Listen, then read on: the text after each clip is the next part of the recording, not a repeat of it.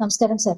ഈ ആശയറ്റ് ആശാവർക്കർമാർ നിരാഹാര സമരത്തിലേക്ക് കടക്കുകയാണ്. ഇന്നലെ ആശാവർക്കർമാരോട് പിരിഞ്ഞു പോകാൻ മന്ത്രി വീണ ജോർജ് ആവശ്യപ്പെട്ടിരുന്നു. എന്തായാലും ഇന്ന് കേന്ദ്ര ആരോഗ്യമന്ത്രിയെ കാണാൻ വേണ്ടി ദില്ലിയിലെത്തിയിട്ടുണ്ട്. പക്ഷെ ആശമാർ തന്നെ പറയുന്നത് ഇത് ഇൻസെന്റീവ് ഒക്കെ തരേണ്ടതല്ലേ, ഓണറേറിയം തരേണ്ടത് സംസ്ഥാന സർക്കാരാണ്, എന്തിനിത് കേന്ദ്രത്തിന്റെ തലയിൽ കെട്ടിവെക്കുന്നു എന്നുള്ളതാണ്. BJPക്ക് ഇതിലെന്താണ് പറയാനുള്ളത്? BJPക്ക് ഇക്കാര്യത്തിൽ പറയാനുള്ള എല്ലാ കാര്യങ്ങളും കേന്ദ്ര ആരോഗ്യ വകുപ്പ് മന്ത്രി JP നദ്ദ നമ്മുടെ പാർലമെന്റിൽ വ്യക്തമാക്കി കഴിഞ്ഞു. അതായത് കേരളത്തിന് ഈ വിഷയത്തിൽ ഒരു പൈസ പോലും കൊടുക്കാൻ ബാക്കിയില്ല, കൃത്യമായി കൊടുത്തിട്ടുണ്ട് എന്ന് മാത്രമല്ല, കഴിഞ്ഞ തവണ ശമ്പളം മുടങ്ങും എന്ന് കണ്ടപ്പോൾ 120 കോടി രൂപ അധികമായിട്ടും അനുവദിച്ചിട്ടുണ്ട്. എന്തുകൊണ്ടാണ് കേരളത്തിൽ ഈ ക്രൈസിസ് ഉണ്ടായത് എന്ന് നമ്മൾ പരിശോധിക്കണം. അതായത് 2.5 വർഷം മുമ്പ് ആരോഗ്യരംഗത്ത് ആയുഷ്മാൻ ആരോഗ്യ മന്ദിർ എന്നുള്ള ഒരു പദ്ധതി നടപ്പാക്കുന്നു. അഖിലേന്ത്യാ അടിസ്ഥാനത്തിൽ നടപ്പാക്കുന്ന ഈ പദ്ധതി കേരള ഗവൺമെന്റ് മാത്രം ഏറ്റെടുക്കാനോ നടപ്പാക്കാനോ തയ്യാറായില്ല.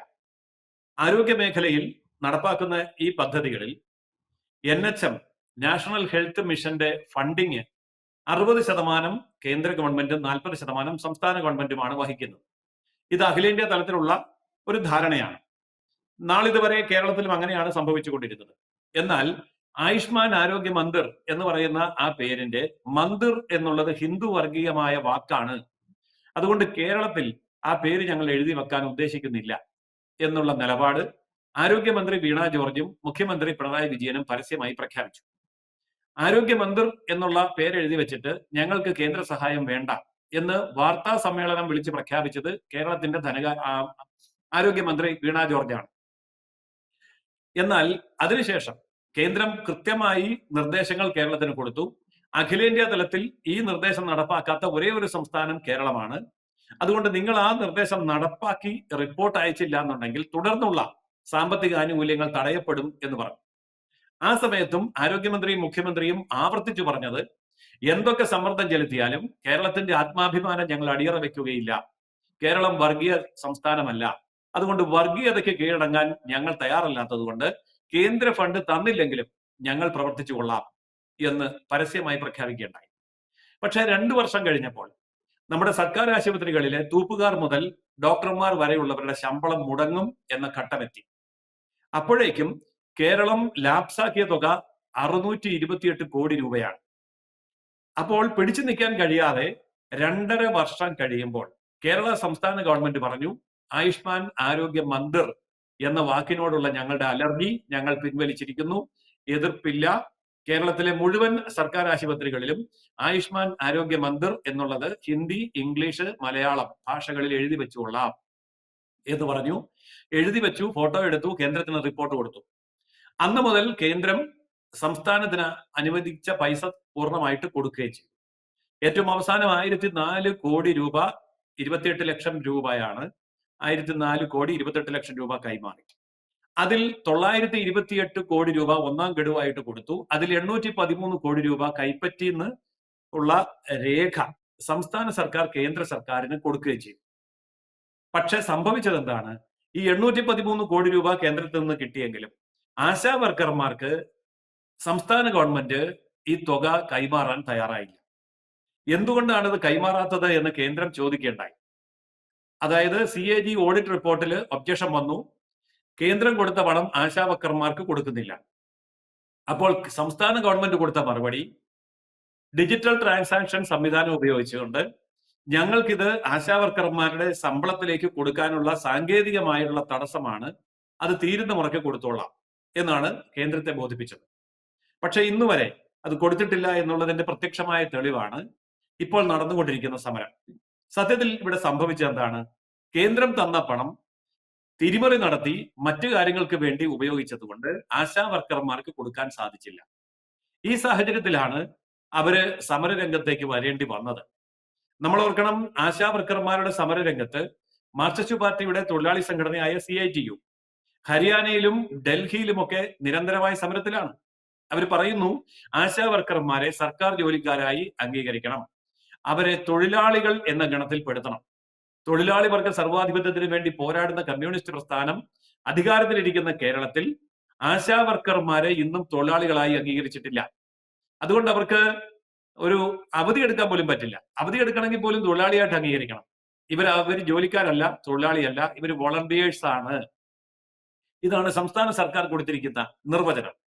എന്നാൽ ഇവർക്ക് കൊടുത്തിരിക്കുന്ന ഇൻസെന്റീവ് 3000 രൂപ ഫിക്സഡ് ഇൻസെന്റീവും 2000 രൂപ പെർഫോമൻസ് ഇൻസെന്റീവും അടക്കം 5000 രൂപ കേരളത്തിലെ ഓരോ ആശാ വർക്കർക്കും കൊടുക്കാനുള്ള പണം കേന്ദ്ര സർക്കാർ സംസ്ഥാനത്തെ ഏൽപ്പിച്ചിട്ടും അതും അവർ കൈമാറിയിട്ടില്ല. അതിൽ നിന്ന് കൈയിട്ട് വരാൻ വേണ്ടി 10 നിബന്ധനകൾ അടിച്ചേൽപ്പിക്കുകയാണ്. ആശാ വർക്കർമാർ കൃത്യമായ 10 നിബന്ധനകൾ പാലിച്ചില്ലെങ്കിൽ ഓരോന്നിനും പണം കട്ട് ചെയ്യും, 200 രൂപ വീതം കട്ട് ചെയ്യും എന്ന് പറഞ്ഞ് പാവങ്ങളുടെ പിച്ചച്ചട്ടിയിൽ കൈയിട്ട് വരുന്ന സർക്കാരാണ് കേരളത്തിന്റെ കമ്മ്യൂണിസ്റ്റ് സർക്കാർ. ഈ കഴിഞ്ഞ ദിവസങ്ങളിലൊക്കെ നടന്ന ചർച്ചകളെല്ലാം തന്നെ ആരോഗ്യമന്ത്രി ഇവരെ അവഹേളിക്കാൻ വേണ്ടിയാണ് ഉപയോഗിച്ചത്. മാത്രമല്ല, ഇവിടുത്തെ തൊഴിലാളി വർഗ ട്രേഡ് യൂണിയനുകൾ, ഇടതുപക്ഷ ട്രേഡ് യൂണിയനുകളും അതിന്റെ നേതാക്കന്മാരും ആശാ വർക്കർമാരെ അധിക്ഷേപിക്കുന്ന തരത്തിൽ പാട്ടകുലുക്കികളുടെ സമരമാണ്, ഈർക്കിലി സംഘടനയാണ്, ഇവര് സമരം ചെയ്യുന്നത് സുരേഷ് ഗോപിയുടെ ഉമ്മ കിട്ടാൻ വേണ്ടിയാണ്, ഇങ്ങനെയൊക്കെ അങ്ങേയറ്റം നികൃഷ്ടവും നീചവുമായ രീതിയിലുള്ള പ്രതികരണങ്ങൾ അവരുടെ ഭാഗത്തുനിന്ന് ഉണ്ടായി. ഈ സമരത്തെ അടിച്ചമർത്താൻ കഴിയില്ല എന്ന് മനസ്സിലാവുകയും വൻതോതിലുള്ള ജനപിന്തുണ ഇവർക്ക് ലഭിക്കുന്നു എന്ന് മനസ്സിലാവുകയും ചെയ്തപ്പോഴാണ് ഇപ്പോൾ ഇതിന്റെ കാരണം കേന്ദ്ര ഗവൺമെന്റ് ആണ്, ഞങ്ങളല്ല എന്ന് വരുത്തി തീർക്കാൻ വേണ്ടി ഉള്ള പാഴ്വേലകളിലേക്ക് തുടങ്ങിയിരിക്കുന്നത്. സത്യത്തിൽ ഇവിടെ SUCI എന്ന് പറയുന്ന ഒരു സംഘടനയുടെ പിൻബലത്തോടു കൂടിയാണ് ഈ സമരം തുടങ്ങിയിരിക്കുന്നത് എന്ന് നമുക്ക് എല്ലാവർക്കും അറിയാം. എന്നാൽ കമ്മ്യൂണിസ്റ്റ് പ്രസ്ഥാനത്തിന്റെ മുഖം നഷ്ടപ്പെട്ടിരിക്കുകയാണ്. സംഘടിത അസംഘടിത തൊഴിലാളി വർഗത്തിന്റെ മുഴുവൻ വിമോചകരാണ് കമ്മ്യൂണിസ്റ്റുകാർ എന്ന് പറഞ്ഞുകൊണ്ട് അധികാരത്തിൽ വന്ന ഗവൺമെന്റ് ഭരിച്ചുകൊണ്ടിരിക്കുന്ന സമയത്ത് തന്നെ തൊഴിലാളി എന്നുള്ള ടൈറ്റിലും ലേബലും പോലും ഇല്ലാതെ വോളണ്ടറിയന്മാരായി ഇവർ പണിയെടുക്കുകയാണ്.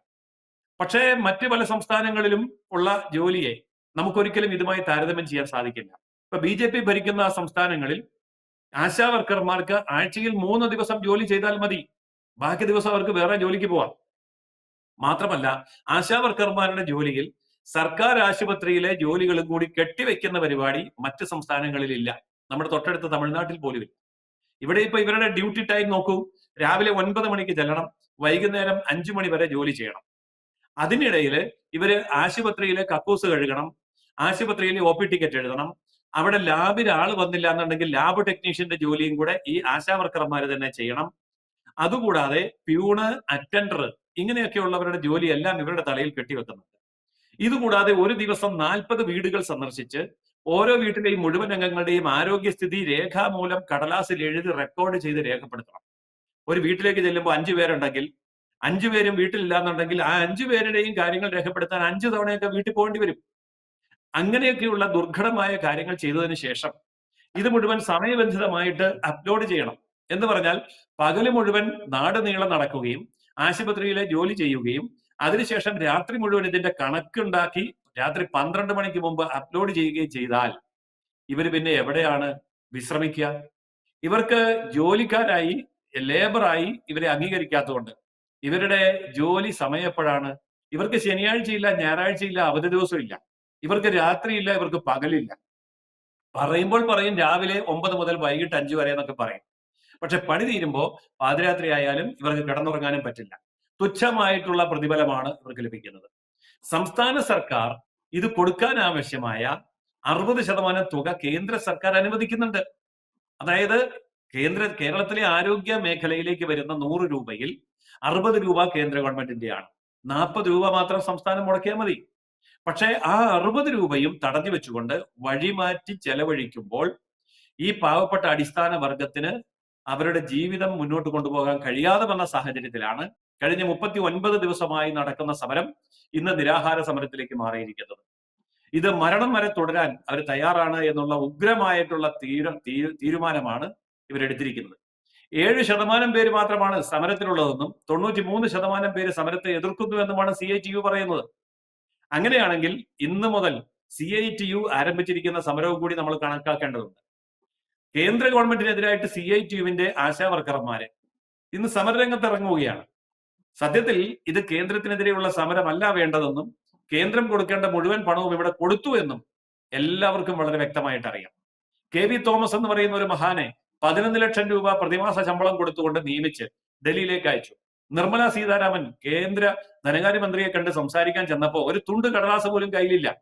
ആശാ വർക്കർമാരുടെ ഫയൽ എടുത്ത് വെച്ചിട്ട് പല കാര്യങ്ങളും നിർമ്മല സീതാരാമൻ കെ വി തോമസിനോട് ചോദിച്ചപ്പോ ബബബ പറഞ്ഞിട്ട് ഇറങ്ങിപ്പോരുക മാത്രമാണ് ചെയ്തത്. ഇതാണ് ഇവിടെ നടക്കുന്നത്.